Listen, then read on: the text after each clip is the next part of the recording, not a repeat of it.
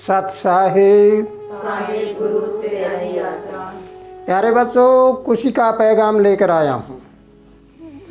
अगर इस खुशी के पैगाम को आपने नहीं लिया तो आपको बहुत लंबा समय लग जाएगा खुशियाँ लेने के लिए। अगर आपने खुशी का पैगाम ले लिया तो तुम्हें ये पता लग जाएगा तुम्हारा बचपन क्या है, जवानी क्या है, बुढ़ापा क्या है और दोए का मरण कैसे होगा।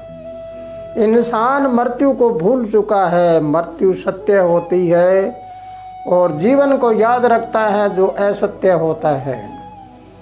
इस बात का शायद आपको पता होगा, जीवन का भरोसा नहीं होता, वो कब चला जाए, लेकिन बंदा जीवन को ऐसे पकड़े बैठा है। और मृत्यु का कोई पितारा नहीं है, कोई पता नहीं अता नहीं कब आ जाए, वो तो बिना ही किसी मुहूर्त के आ जाती है।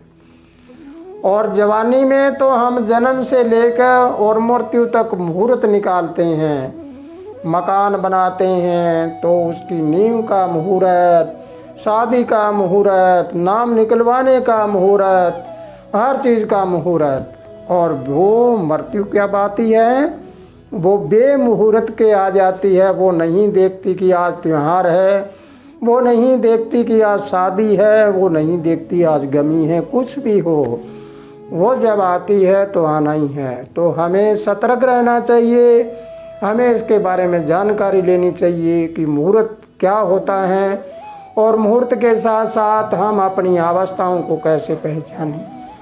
तो प्यारे बच्चों, अगर इस बात को आपने समझ लिया है तो जीवन में कभी हारोगे नहीं, हार कभी नहीं आएगी और आपके हर कदम आगे बढ़ते जाएंगे। पिछली वीडियो में आपने सुना था कि 4 अवस्थाएं होती है, ये 4 अवस्थाएं ही 4 युग हैं। अब आपको एक छोटा सा एक विचार बताना चाहूँगा कि 1 2 3 4 गिनती होती है। तो 1 2 3 4 जब गिनती होती है तो इस बचपन का नाम तो है सतयुग। जरा बड़े गौर से सुनना है, समझना है आपको। अगर गौर से सुनकर समझ लिया तो आपका अंधेरा बिल्कुल दूर हो जाएगा। अब सतयुग है, ये जवानी है, इसका नाम है त्रेता। त्रेता, अंधेरा दूर करिए। सतयुग के बाद द्वापर या बुढ़ापे का नाम क्या हो गया, द्वापर। द्वापर, ये देखिए, बहुत गहराई से सोचिए, आप शब्दों के बारे में जानकारी लेना शुरू करिए।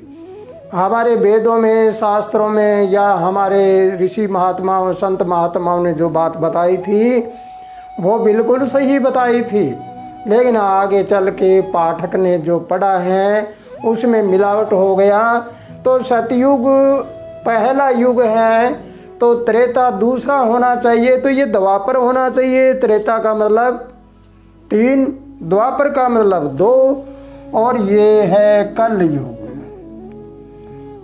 प्यारे ज्ञानी पुरुषों, प्यारे बच्चों, अगर इस बात को आपने पूर्ण रूप से समझ लिया है और जान लिया है तो हमें बहुत सी बातों का पता लग जाएगा और अंधेरा दूर हो जाएगा। इसका मतलब है कि यह पहली अवस्था चली गई तो बाकी कितनी अवस्था रह गई, 3 अवस्थाएं रह गई, तब इसका नाम है त्रेता। जब ये जवानी चली गई तो कितनी अवस्था रह गई, 2 अवस्था रह गई। जब बुढ़ापा चला गया तो क्या रह गया, कल युग। कल युग है देह का मरण। अब ये हो गया तो कल का मतलब होता है पुर्जे, पुर्जे का युग। तो हमारे पुर्जे बंद हो गए, फेफड़े, दिमाग, अग्नाशय, अमाशय, पित्ताशय, आंत वगैरह सब काम करना बंद कर दिया और हृदय ने भी काम करना बंद कर दिया। तो क्या हो गया, देह का मरण। तो इसलिए इस अंधेरे को दूर करिए कि बचपन को सतयुग कहते हैं, त्रेता को जवानी कहते हैं, द्वापर को बुढ़ापा और देह के मरण को कलयुग। उस युगों के चक्कर में मत पड़ना कोई। और मैंने युगों के बारे में पहले बताया है आपको कि 24 घंटे में ही 4 युग होते हैं। 24 घंटे में, ये है 24 घंटे, इनमें 4 युग वर्तमान होते हैं।